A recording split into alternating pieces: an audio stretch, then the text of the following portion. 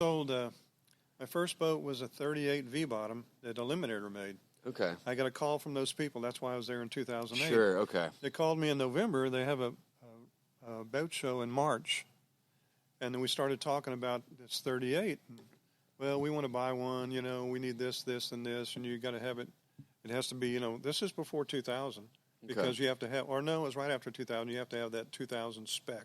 Oh, okay. Like everybody was doing. Oh, yeah. And so I had to make sure the factory was doing that. And I like, okay, here's the cost. And they're like, okay, we need it here on March 10th. I said, this is January 30th. How are we going to do that? Because it takes over a month by ship. We'll put it on an airplane. What?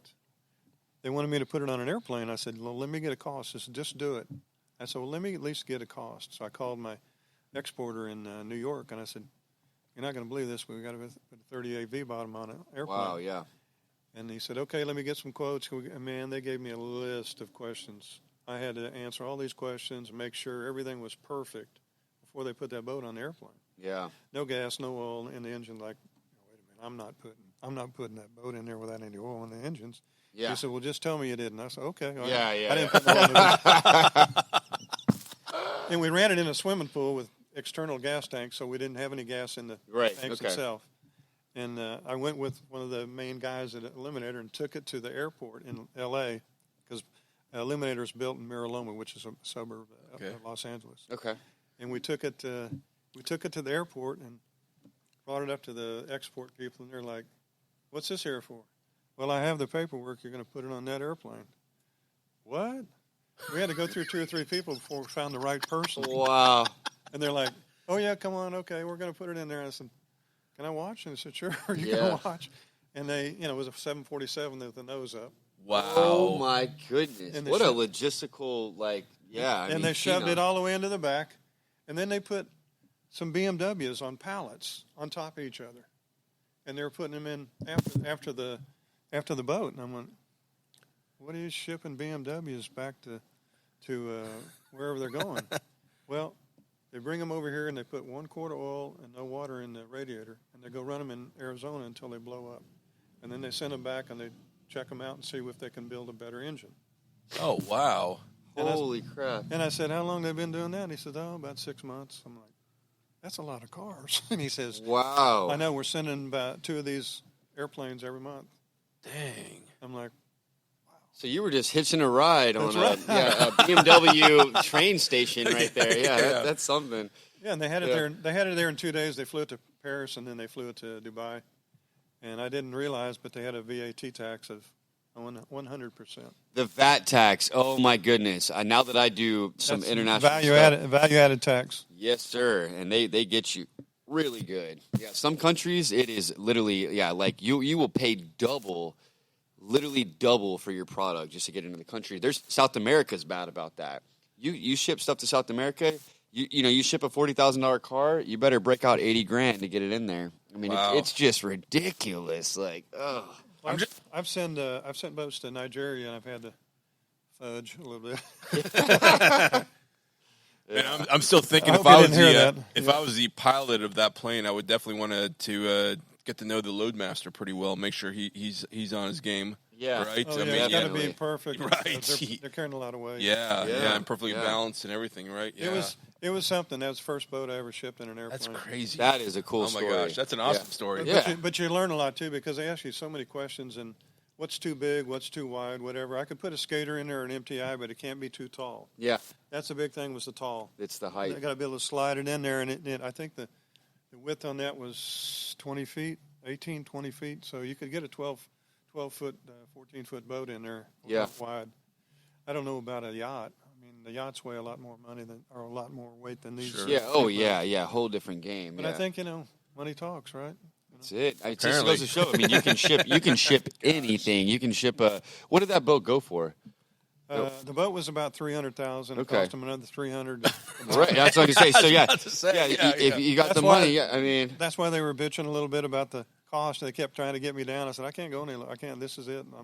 I'm still having to come over there on my own dime, and they're like, well, no, we'll take care of you. And I was like, no, that's okay. It's 300 is it. And that Qatar customer. He came and bought 2 boards. He just bought an $80,000 rally truck, and he was shipping it back to Qatar in a container. And I'm thinking, yeah, $80,000 for the truck and $20,000 for the shipping back to Qatar. I mean, wow. I mean, he's got to put it on a ship, in a container. He's got to get a whole 40-foot container.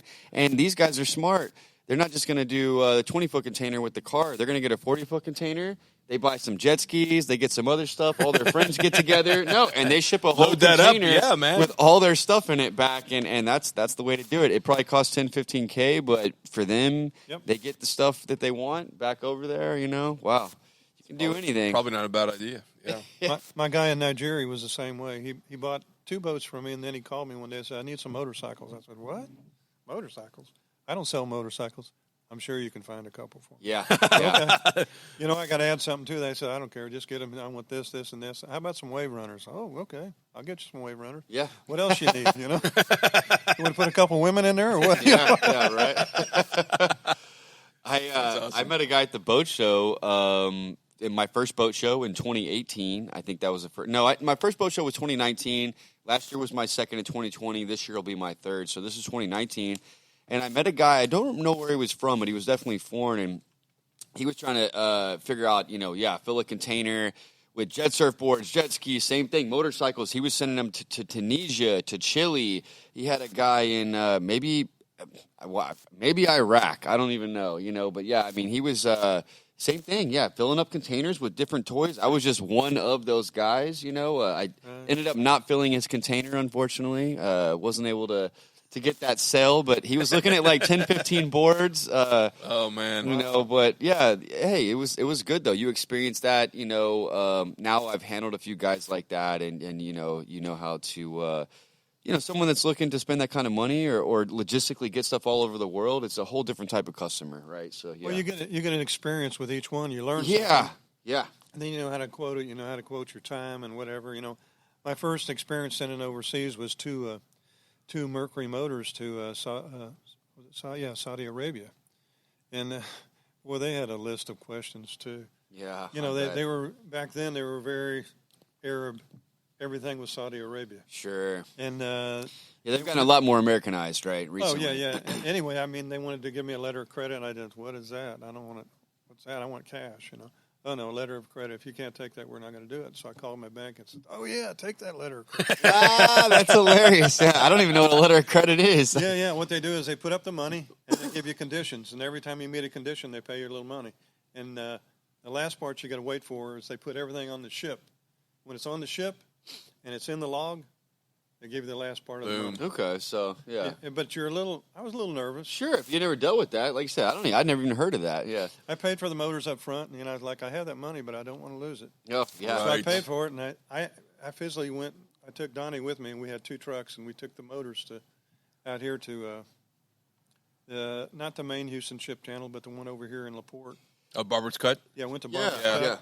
And that was an experience too, right? Because you go in and there's forklifts and everything going on. So they're going all over, and you're just looking and going, "Where do I go with this?" And I finally go to the head office and I say, "Hey, I got these motors, and here's my paperwork." Now, oh, you got to go see Jim. He's on that ship over there. Yeah, right.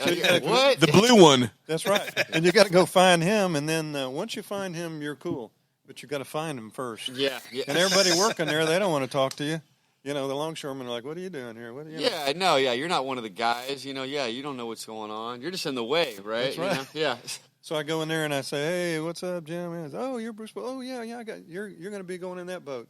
You can wait here another hour, or maybe you can. And then he stopped talking, and I went, I get it. Yeah. I want to be next. Yeah. You're next. Let's load it up now. Yeah, I want it on the ship right now. And you got a lock to put on the container? I said, yeah, I do. Okay. He said, you want the keys? I said, you don't want to give them to me. I went, fine. I threw them in the water. Because they're going to cut them anyway. Right. Yes, but I put my lock on there, and he says, good decision. Yeah. That was an experience. Like I said, you learn something every time you Yeah, you get into something you haven't done before. Yeah, definitely. You know, and these international guys, they do business different. I mean, I've dealt with guys from all over now, and I mean, it's completely different, the different countries and how they do things and the processes. So yeah, you kind of live and learn that. I've been to Russia probably 6 or 7 times to Moscow, Oh wow. Yeah. and I've never sold anything there. It's very tough. Yeah. Yeah, once you sell the product, you got to sell the government. You got to give governments money, and usually you don't have that built into your price. Yeah. So you're going to do it for free. So I went to several places. I went to the government. I went to some very wealthy people from Moscow, and we just couldn't get it together. I went probably 2, maybe 3 years in a row. Just kept going, thinking I was going to get, I Pick can't up give some up. traction. Well, once one guy buys a boat like that and they get a group going, and it becomes a whole scene, Yeah, I can see how if there's enough, money there that, you were kind of chasing that. I mean, if you guys are interested and you're like, if they get them, they're all going to get them, but they just, Well, you have that attitude, too. You don't want to quit. When you're in business for yourself, you learn that right away. I'm not going to quit until I get shot or kicked out. That's literally, that's it, yeah. And that's what happened in Moscow. I went the first time I went, I flew they had a direct flight on Singapore Airlines, which was an awesome airline. The best. Oh, yeah. And, I haven't flown on them, but I know they're like top 5. Oh, my gosh, it was great. I flew into Moscow, and I was kind of half asleep, and I met my sponsor. You have to have a sponsor if you're going to do business in Russia. Okay. You can't just walk in there and do it. And so my sponsor meets me at the airport, and he's like, I'm dressed like I am now in a T-shirt and jeans. And he goes, "Where's your coat and tie?" I went, "For what?" "We have a meeting in 30 minutes. I said, "With who?" "The mayor of Moscow." "What the world? What are you talking about?" Shit. "Did I hear you right?" Let's get an interpreter. I want to make sure you told me what you just told me. Because Russians have a real heavy accent. Yeah, definitely. He knows about 50% English. He says, Bruce, here, I have tie. Let's go get a coat." I'm like, okay. They took me to this big government building, armed guards everywhere. Walk in, they search you and everything. Then I went up to I think it was the top floor, like the 5th floor. And going in, there's about 15, 20 people in there waiting on me. Wow. I'm like, I didn't expect this. I said, okay. Luckily, I'd brought a DVD player, and I had some poker run stuff on it. Yeah. So I played that, and I tried to talk to them. They got 2 interpreters, and I'm not sure they're telling them the right things, Yeah, Sure. yeah. 2 women, I'm like, whatever. I hope they didn't tell me I suck or something. Yeah. Anyway, I went through the whole meeting. They were very, very polite. The mayor came over. I stood up, shake hands. He kisses me on each cheek. I'm like, what's this, He gives me a present. And so I'm like, and he's looking at me like, well, I gave you a present. Where's mine? Where's mine?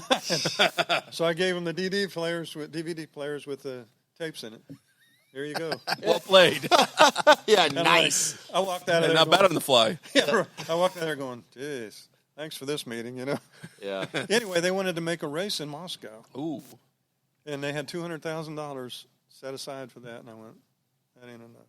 Yeah, not for a race like that. That's enough for a jet surf race, not one of these big races. Well, yeah. we also had to, you have to have show-up money for the guys coming in from overseas. They're You going gotta to have a purse. They're going to put their race boat on a ship. It's going to be gone for a month and a half or 2 months over there, and the same back. So that's 4 months they're not racing. So you got to have show-up money. You got to give them a hotel, all this. $200,000 is not going to do it. So they couldn't understand that. So I had to explain it to them in like 2 meetings, 3 meetings. Every meeting after that, though, vodka. We drank and drank and drank. I'm not a drinker, and I didn't do so well. Yeah. Yeah. But it was They drink vodka like water. Yeah. It was an experience. Wow. You learn a lot. I learned a little bit about their customs and stuff. Interesting. So the Russians are a bit tough. Yeah. They were the toughest. I haven't sold anything there yet. But So the other countries I did pretty well. Turkey I did pretty well. Sweden, Norway. Ukraine, same. You were trying to do a little bit something in Ukraine. I tried in yeah. Ukraine, but then they had the revolution Yeah. against the Russians. Right. Against their government, and then the Russians came in and took over part of it. Right. Part yeah. of, Yeah, they took Crimea. Yeah. The Crimea and also the southern part of Ukraine. Yeah. And now they've kind of backed out, but I don't know. There's still a lot of skirmishes over there.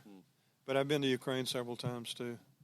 I went there the first time they had a Ferrari, a Ferrari car dealer, and I went to meet him. Yeah, I think you. Because he told me wanted this, to trade. We wanted to trade our clients. Sure. If your client likes a Ferrari, he might like a boat. If my guy Why likes not? a boat, he might like a Ferrari. And he's like, yeah. So I went over there and I had a meeting with him, and I had a meeting scheduled the day they had the revolution. Oh, wow. Oh my God.